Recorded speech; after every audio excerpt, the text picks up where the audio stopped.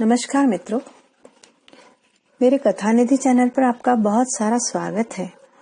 आज मैं आपके लिए लेकर आई हूँ शरत चंद्र द्वारा लिखी एक उनकी यादगार कहानी, जिसका शीर्षक है राम की सुमति।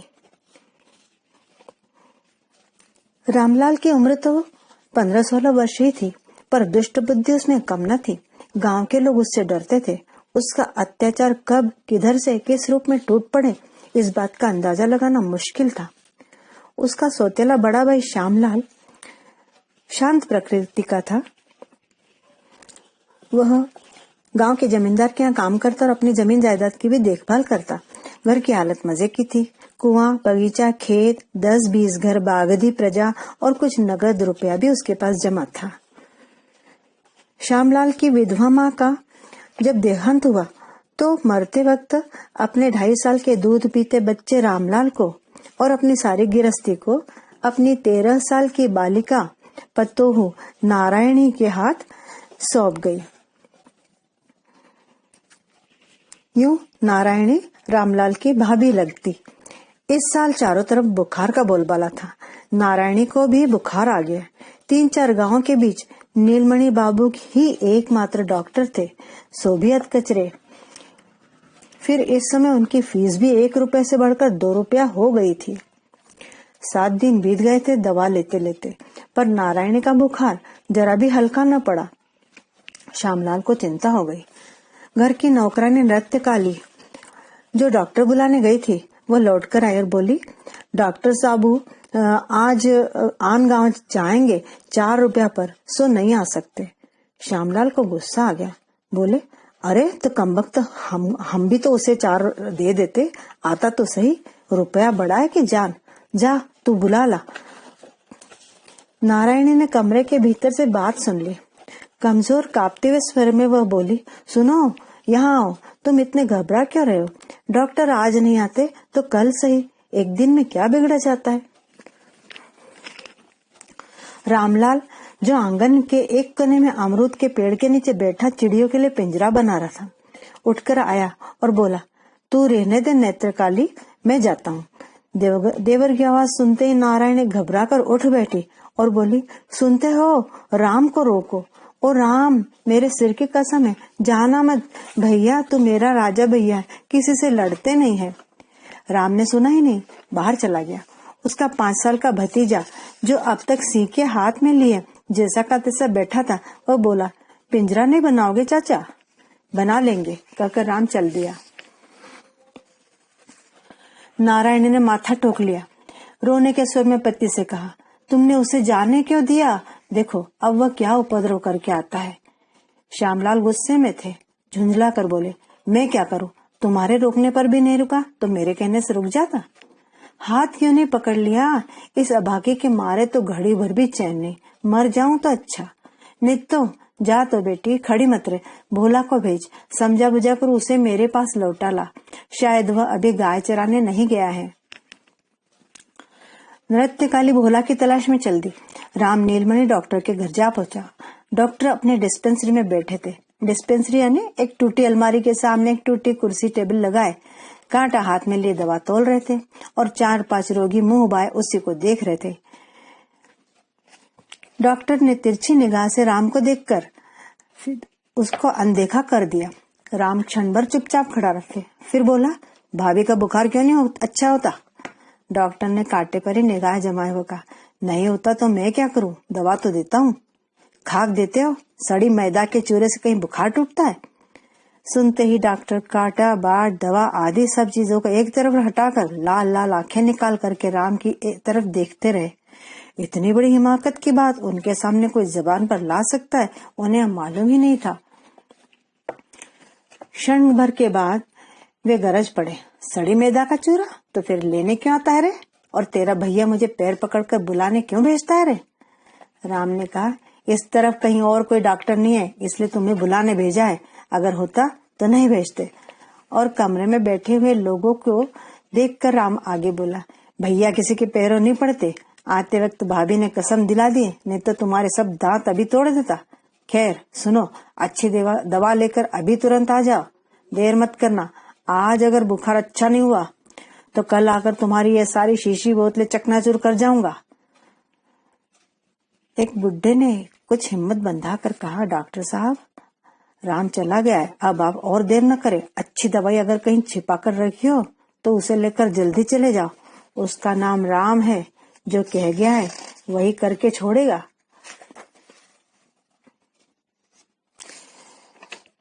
नीलमणि बाबू ने गहरी सांस ली और मानव जीवन का अंतिम अनुभव, संसार के सर्वोत्तम ज्ञान का सूत्र कहते हुए मकान के भीतर चले गए कि दुनिया में किसी साले का भला नहीं करना चाहिए। नारायणी जंगले में से बाहर की ओर देखती फड़फड़ा रही थी। इतने में राम लौट आया। कहा, गोविंदा चल पिंजरा बनाए। नारायणी ने बुलाया, और राम जरा इधर आ। राम खपंची के छेद में सावधानी सिंक पिरोता हुआ बोला, अभी नहीं, काम कर रहा हूँ। नारायणी ने धमकाते हुए कहा, चल जल्दी आ, कहती हूँ ना।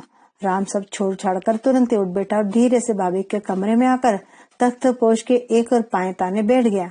नारायणी बोली, डॉक्टर मिले थे घर पर? हाँ, मैंने उनको आने को कहा। नारायणी को विश्वास नहीं हुआ। बोली, तूने सिर्फ आने को कहा और कुछ नहीं कहा? राम चुप रहा। बता तो सही, क्या क्या कहा है? नहीं बताऊंगा। तभी नृत्यकाली बोली, डॉक्टर बाबू आ रहे हैं। नारायणी मोटी चादर खींच कर करवट लेकर लेट रही। राम भाग गया। थोड़ी देर में डॉक्टर को साथ लिए श्यामलाल आए। डॉक्टर ने अपना काम पूरा करके अंत में नारायणी से कहा, बहू रानी, बुखार का अच्छा न होना क्या डॉक्टर के हाथ की बात है? तुम्हारे देवर ने तो मुझे 2 दिन का समय दिया है।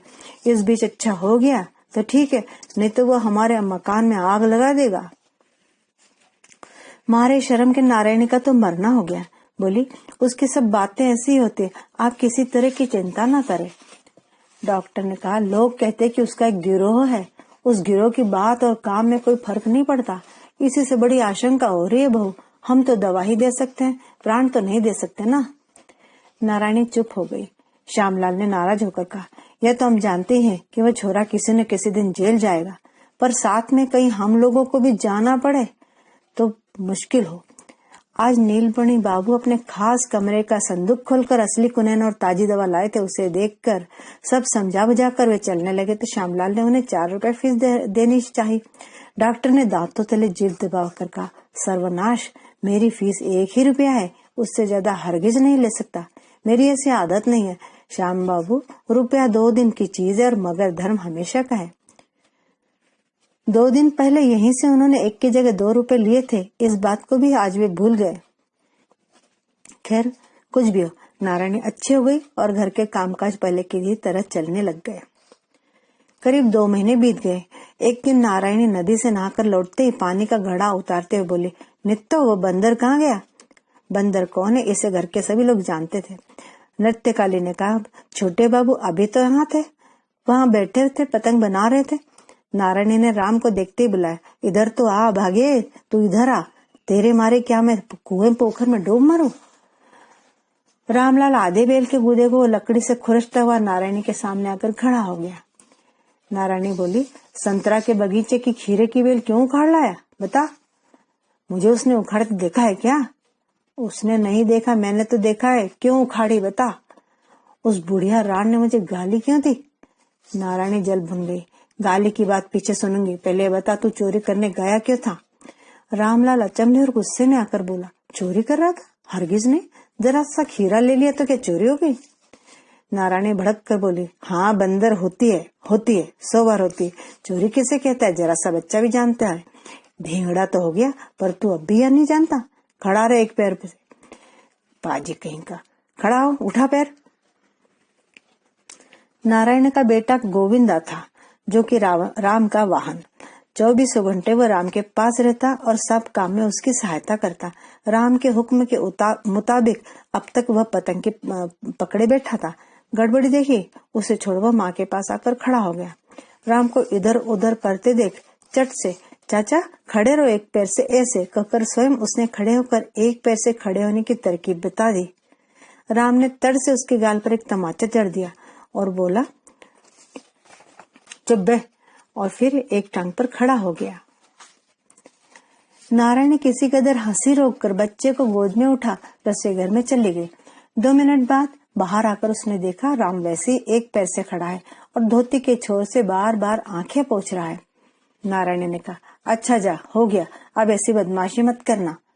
राम ने बात नहीं मानी। गुस्से में उसी तरह एक पैर पर खड़े खड़े आंसू पोंछता रहा। नारायणी पास जाकर उसकी बाह खींचने लगी, पर उसने जोर से झटका देकर उसका हाथ हटा दिया। नारायणी ने हंसकर फिर एक बार हाथ खींचने की कोशिश की। अब की बार वह पहले की ही तरह जोर से झटके से हाथ हटाकर भाग गया। घंटे भर बाद नृत्यकाली जब राम को बुलाने आई तो देखती है कि चंडी मंडप के उस बाजू के बरामदे में पैर लटकाए आप चुपचाप मुंह फुलाए बैठे हैं। स्कूल का वक्त हो गया छोटे बाबू, माँ जी बुला रही है। राम ने जवाब नहीं दिया, मानो उसने सुना ही नहीं।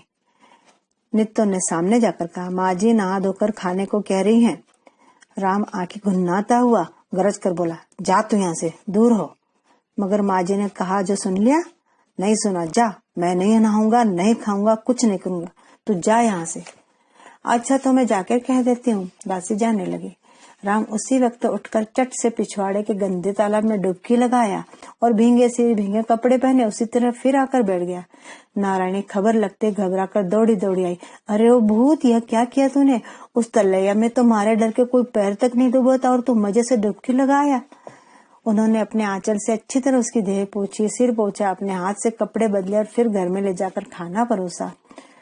थाली के सामने मुंह फुलाए राम खूंटे के तरह बैठा रहा। नारायण उसके मन की बात समझ गई। पास आकर सिर पर हाथ फिरती बोली, राजा भैया है ना तू, इस वक्त अपने आप खा ले, रात को मैं खिला दूंगी। अभी तो देख पूरा खाना भी नहीं बना। राजा भैया खा ले।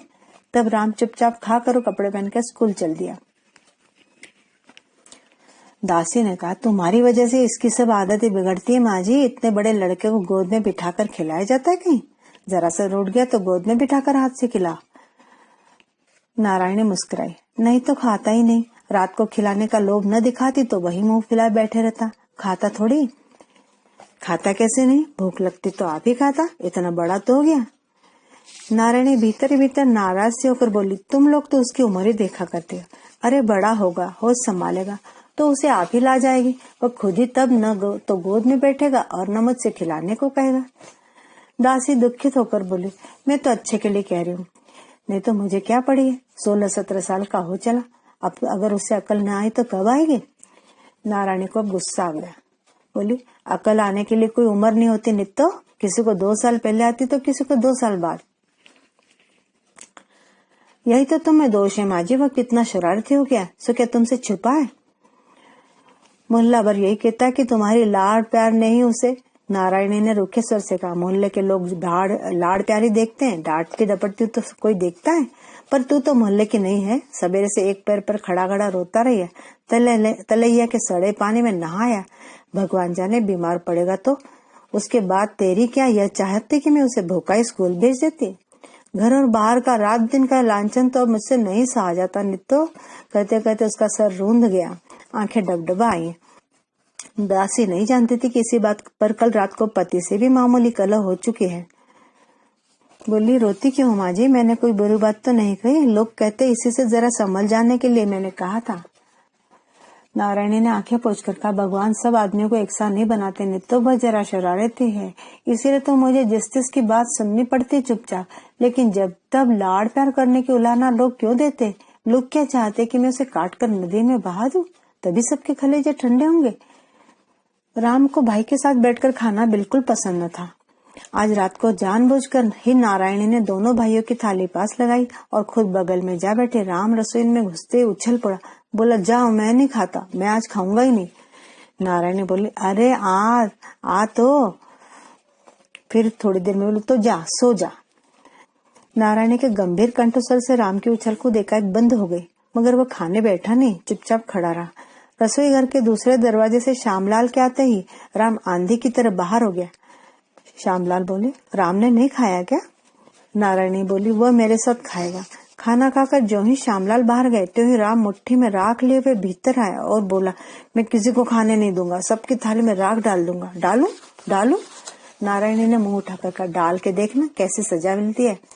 राम ने मुट्ठी में राख दबाए हुए ही स्वर बदल कर कहा, बड़ी सजा देने वाली, सवेरे मुझे ठग कर रात का नाम लेकर खिला दिया, अब सजा बताती है। तूने खाया क्यों था? तुमने जो कहा था कि रात को। ढींगरा कहीं का, पराये हाथ से खाने में तुझे शर्म नहीं आती? राम आश्चर्य में आ गया, बोला पराया हाथ कहाँ, तुम्ही ने तो कहा था। नारायण ने फिर बहस नहीं की। अच्छा जा, राख फेंक कर हाथ धो क्या, मगर फिर कभी किसी दिन खिलाने को कहेगा तो देखना। खिलाना अब तक जारी था।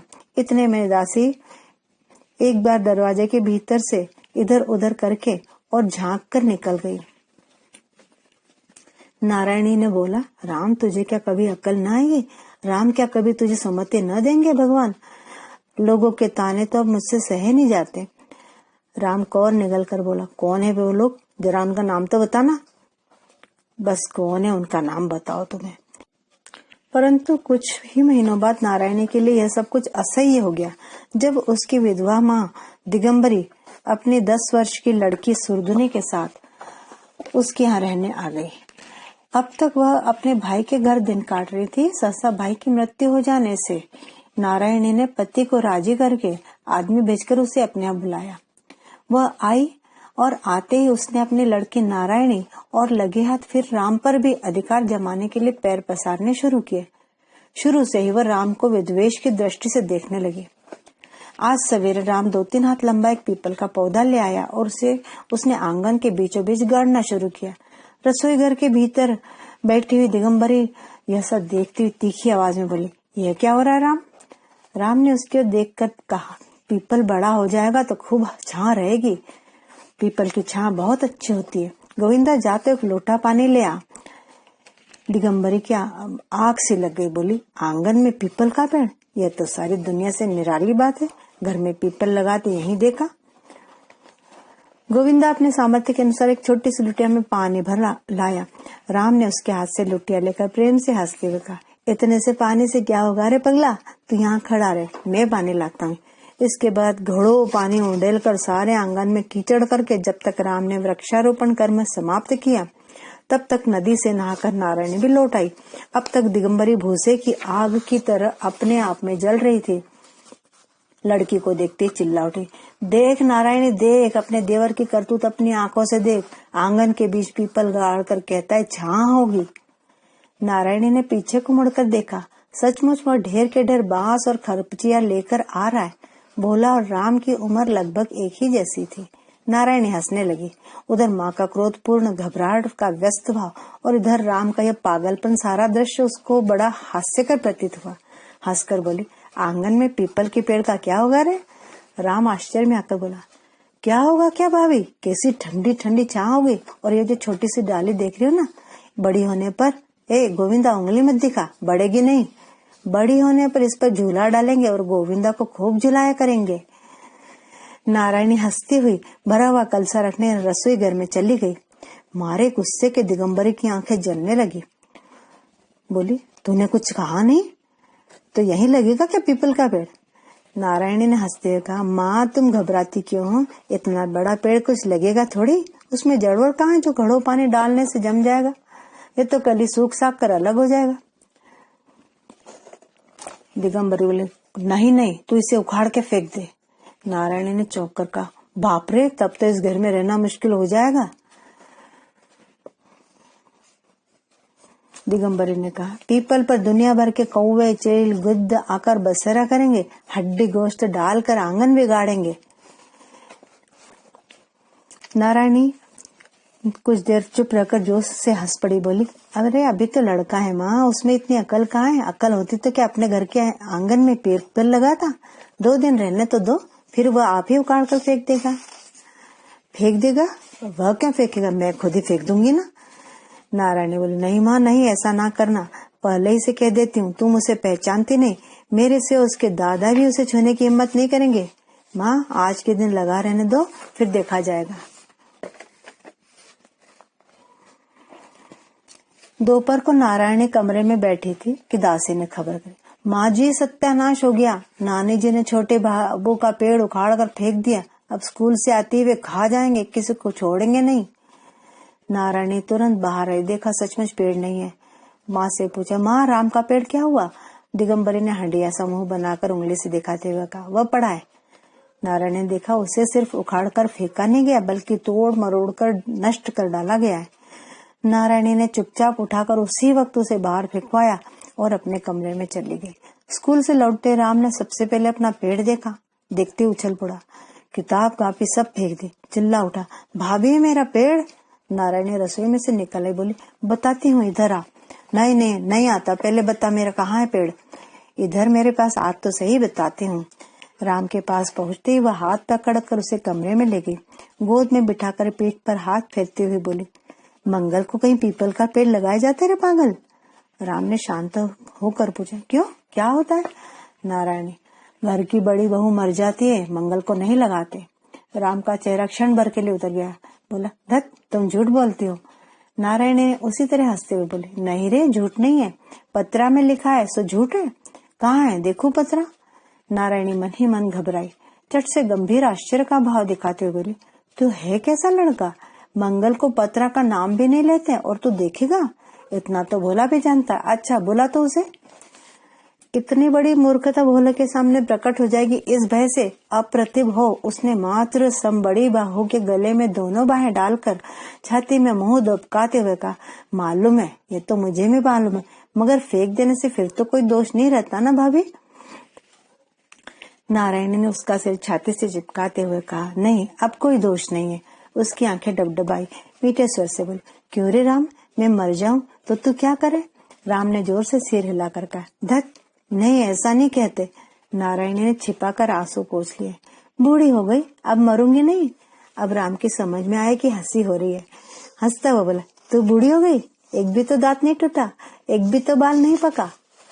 नारायणी ने कहा, बाल न पके तो क्या, मैं किसी दिन नदी में डूब मरूंगी, नहाने जाऊंगी तो लौटूंगी नहीं।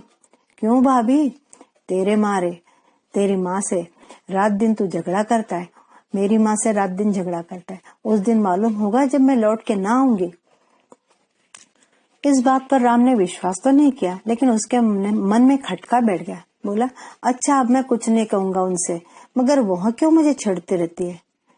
छेड़ने दे, वे मेरी माँ है, वे गुरुजन है, जैसे तू मुझे प्यार करता है उसी तरह उन्हें भी क्या करेगा ना। राम ने फिर भाभी की छाती में मुंह छिपा लिया। भला वह इतना बड़ा झूठ कैसे बोल सकता था, यह तो उसके लिए बिल्कुल ही असाध्य है। ठीक उसी समय दिगंबरी आ धमकी, बोली, तुझे काम धंधा भी नहीं है नारायणी, यहाँ देवर को लेकर लाड़ हो रहा है और वहां तेरे लड़के की दुर्दशा हो रही है। राम ने तुरंत ही उसकी ओर मुंह उठाकर देखा, उसकी आंखें भूखे श्वाबतों की तरह चमक उठी। नारायणी ने जबरदस्ती उसका सिर फिर अपनी छाती की तरफ खींच लिया। बोली, लड़के की दुर्दशा हो रही, कैसे कैसे, अच्छी बात है, कहकर दिगंबरी चल बनी। बनाकर कहने लगा, कोई झूठी बात भी नारायणी से कहता न बने। राम ने जबरन सिर उठाकर कहा, उस जाइन का तो मैं टेटुआ मसल दूंगा। नारायणी ने उसका मुंह दबा दिया, चुप रह पाजी, वे मेरी माँ है। 4-5 दिन बाद एक दिन राम भात खाते खाते जोरों से सिसकार भरने लगा। वह 2-3 बार पानी पीकर थाली फेंक फाक कर उठ खड़ा हुआ, फिर लगा नाचने। इस जायन के हाथ का भोजन मैं नहीं खाऊंगा, कभी नहीं खाऊंगा, मिर्चों के मारे सारा मुंह जल गया। भाभी, ओ भाभी। नारायणी बैठी माला फेर रही थी, शोर सुनकर जल्दी से उठ आई। क्या हुआ रे। मैं कभी नहीं खाऊंगा, उसको निकाल दो, कहते हुए तेजी से बाहर निकल गया। नारायणी दंग रहकर कुछ देर खड़ी रही, फिर माँ से बोली, माँ, बार बार तुमसे कह दिया तरकारी में इतनी मिर्चें ना डाला करो, इतनी मिर्चें खाने की यहाँ किसी को आदत नहीं है। तीता है, कहाँ तीता है, 2 मिर्चें छौंक पर डाल भी दी तो क्या हो गया, इतना है तो वह मच गया। नारायणी झुंझलाई, न सही 2 मिर्चें, कुछ अड़का है, जब कोई खाता ही नहीं। चुप रहे नारायणी, चुप रहे, चलिए मुझे रसोई सिखाने। बनाते बनाते बाल सफेद हो गए, अब पेट की लड़की मुंह से मुझे रसोई सीखना होगी, धिक्कार है मुझे। नारायण ने कुछ जवाब न दिया, सीधे रसोई में जाकर फिर से सामान जुटाना शुरू कर दिया। दिगंबरी दरवाजे पर हाथ पैर पसार कर माथा ठोकर बैठ गई। हाय भैया, कहाँ है तुम, मुझे भी अपने पास बुला ले, अब तो सहा नहीं जाता, जिसके मुंह में आता है सोई मुझे गाली दे देता है। मैं बुढ़िया हूँ, मैं डायन हूँ, मुझे निकाल दो, मैं दामाद और लड़की के टुकड़े खाने आई हूँ। इससे तो गली गली भीख मांगकर पेट भरना लाख गुना अच्छा था। चल सुरो, चल बिटिया, निकल चले, अब इस घर का अन्न पानी नहीं छूंगी। सुधुनी रोनी से सूरत बनाकर माँ के पास आकर खड़ी हो गई। दिगंबरी उसका हाथ पकड़कर चलने को तैयार हो गई। नारायणी तरकारी बना रही थी। हंसिया रखकर उठाई और सामने रास्ता रोककर खड़ी हो गई। दिगंबरी ने रोते हुए कहा, हमें रोक मत नारायणी, जाने दे अब। पेड़ के नीचे भूख को मरना अच्छा, पर यहाँ का ना भात खाऊंगी न तेरे यहाँ सोऊंगी। नारायणी ने हाथ जोड़कर कहा, किस पर गुस्सा करके जाती हो माँ, हमसे कोई कसूर हुआ हो तो बताओ। दिगंबरी के रोने में और भी उफान आ गया। नाक से बोली, मैं नन्ही सी छोकरी नहीं हूँ नारायणी, सब समझती हूँ। मेरे बिना तेरी शह पाए उसकी क्या मजाल है जो इतना बढ़ चढ़ के बोले। मैं डाइन हूँ है? मुझे निकाल दो। अच्छी बात है, मैं खुद ही जाती हूँ। हम तुम लोगों के गले की आफत है, हट जा सामने से, जाने दे। नारायणी ने माँ के दोनों पैर छूकर कहा, माँ आज के दिन माफ करो। अच्छा उन्हें आ तो जाने दो, फिर जैसी समझ में आए करना। इतना कहकर पकड़कर उन्हें भीतर ले गई। फिर पीढ़े पर बैठाकर पंखा लेकर हवा करने लगे। उस समय तो दिगंबरी शांत हो गई, पर दोपहर को श्यामलाल के जिमने बैठते ही किवाड़ की आड़ में बैठकर वह उफन उफन कर रोने लगी। पहले तो श्यामलाल देखते रह गए, कुछ समझ ही न सके कि माजरा क्या है। जब धीरे धीरे उनकी समझ में आया तो बेचारे बिना भरपेट खाए ही उठ गए। नारायणी समझ गई कि यह गुस्सा किस पर है। दासी से सहा नहीं गया। घर में वह जरा साफ करने वाली थी, चट से बोली, नानी जी ने जानबूझकर बाबूजी को खाने न दिया। आंखों का पानी सूखा थोड़े ही जाता था नानी जी, 2 मिनट बाद ही उसे बाहर निकालती। दिगंबर के मुंह पर जैसे स्याही पुत गई। दोपहर को राम जाने कहाँ का से घूम फिर कर घर आया। इधर उधर झांकता हुआ भाभी के कमरे में बोला, देखा गोविंदा को लिए सो रही है। रंग ढंग उसे अच्छे नहीं लगे, फिर भी धीरे से बोला, भूख लगी है, क्या खाऊं? नारायणी ने जवाब दिया, मैं नहीं जानती, जा यहाँ से। नहीं जाऊंगा, मुझे भूख लगी, मुझे खाना चाहिए।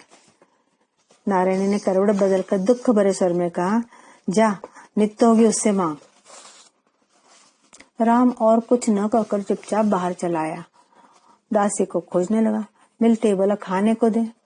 दासी ने तुरंत कटोरा भरकर दूध, थोड़ी लाई और नारियल के लड्डू दे दिए। राम बोला, क्या बस यही है? दासी बोली, देखो छोटे बाबू, भला चाहते तो चुपचाप खा लो, उधम मत करो। बाबू बिना खाए कचहरी चले गए, बहू जी भी उपास ही पड़ी हैं। शोरगुल सुनेंगी तो तुम्हारी खैर नहीं, समझ लेना। राम सब देख ही आया था।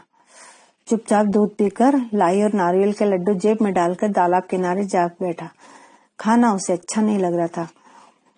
उसे ख्याल आता था भाभी उपास के पड़ी है। वह उसे लग रहा था कि ऋषि मुनि जैसा कोई मंत्र आता तो उससे वह बैठे बैठे ही भाभी का पेट भर भोजन करवा देता। मगर घर लटकर खाने के लिए भाभी से अनुरोध करने में उसे शर्म मालूम होने लगी। इसके अलावा वे खाएंगे भी कैसे? दादा ने तो खाया ही नहीं, अनुरोध करने से भी क्या होगा? उसने जब लाई धीरे धीरे नदी में फेंक दी और वहीं चक्कर काटने लग गया। बार बार उसके मन में यही ख्याल आता कि भाभी उपास ही पड़ी है। सोच सोच के उसके मन में सुई ऐसी चुभने लगी। रात को श्यामलाल ने स्त्री से कहा, अब तो मुझसे नहीं सहा जाता, इसके साथ रहना अब दिन पर दिन मुश्किल हो रहा है। नारायणी दंग रही, किसकी बात कर रहे हो? राम की। तुम्हारी माँ 4-5 रोज से बराबर कह रही है, राम उसका नाक अपमान करता है। मैं तो 5 पंचों को बुलाकर उनके सामने सब बंटवारा करके उसे अलग कर दूंगा। अब नहीं सहा जाता मुझसे। नारायणी सन्न रह गई। कुछ देर चुप रखकर बोली, राम को अलग कर दोगे? यह बात तुम जबान पर भी न लाना। वह दूध पीता बच्चा है, जमीन जायदाद रुपए पैसे लेकर क्या करेगा?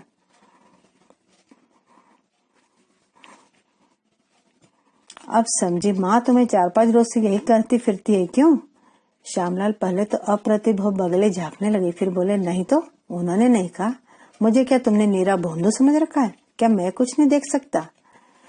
नारायणी ने कहा, मगर मैं पूछती हूँ, उसके है कौन? किसे लेकर वो अलग होगा? न माँ, न बहन, न मौसी, है कौन? और उसे बनाकर खिलाएगा कौन?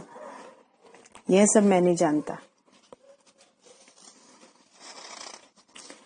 नारायणी कहना चाहती थी पर उसके होठ कांप उठे। इसी से कुछ देर चुप रहकर अपने को संभालते हुए भारी गले से बोली, देखो 13 साल की उम्र में लड़कियां जब गुड़िया खेला करती तब माँ मेरे सिर पर यह गृहस्थी छोड़कर स्वर्ग सिधारी थी। वे देख रही होंगी कि उनके दीवे बाहर को मैं ढो सकी हूँ या नहीं। रांध कर खिलाया पिलाया है। बच्चे को पाला है। कुटुंब बिरादरी का रस्म अकेले सिर ढोते ढोते मैं 26 वर्ष की अधबूढ़ी हो चुकी हूँ। अगर तुम मेरी गृहस्थी में दखल दोगे तो सच कहती हूँ नदी में डूब मरूंगी। तब दूसरा ब्याह करना और राम को अलग करके जो जी में आए करना। न मैं देखने आऊंगी न कुछ कहूंगी सुनूंगी, मगर मेरे सामने नहीं। श्यामलाल भीतर ही भीतर स्त्री से डरते थे। इसके बाद फिर वे आगे कुछ नहीं बोले। रात को बात यहीं तक रुक गई। दूसरे दिन राम को पास बिठाकर नारायणी अत्यंत स्नेह से उसकी पीठ पर हाथ फेरते बोली, राम तू अब यहाँ मत रह भैया, तू अलग कहीं जाकर रह सकेगा। राम उसी वक्त राजी हो भर मुंह हंसकर बोला, हाँ रह सकूंगा भाई, तुम मैं और गोविंदा और भोला। अच्छा तो कब चलोगी भाभी? नारायणी ने कोई जवाब नहीं दिया। वह कहती भी क्या, कब चलोगी भाभी? फिर राम ने पूछा। नारायणी से न रहा गया। उत्तर में उसी छाती से लगाकर बोली, भाभी को छोड़कर तू और कहीं नहीं रह सकता? नहीं, और भाभी अगर मर जाए तो? धत नहीं, अभी तू भाभी की बात नहीं सुनता तब देखना। राम ने प्रतिवाद करते हुए कहा, कब तुम्हारी बात नहीं सुनी? नारायणी ने कहा, कब सुनिए बता। कब से मैं कह रही हूँ मेरी माँ का अपमान न किया कर, तो भी तू उन्हें जो मन में आता है कहता है। कल भी तूने उनका अपमान किया। अब की बार मेरे जहां मन में आएगी चली जाऊंगी। मैं भी संग चलूंगा, तुझे मालूम भी नहीं होगा कहाँ जाऊंगी, मैं छिपकर चली जाऊंगी। और गोविंदा वो तेरे ही पास रहेगा, तू ही उसे पालना पोसना। नहीं मुझसे नहीं होगा भाभी। नारायणी को हंसी आ गई। होगा कैसे नहीं, तुझे ही उसे पालना पोसना पड़ेगा। इससे राम को अविश्वास हो गया। हो करके हंसने लगा। झूठी बात है, झूठी बात, तुम नहीं जाओगी। झूठ नहीं सच कहती हूँ, देख मैं चली जाऊंगी। राम गुस्सा आ गया, बोला, और जो तुम्हारी सब बातें मानो तो?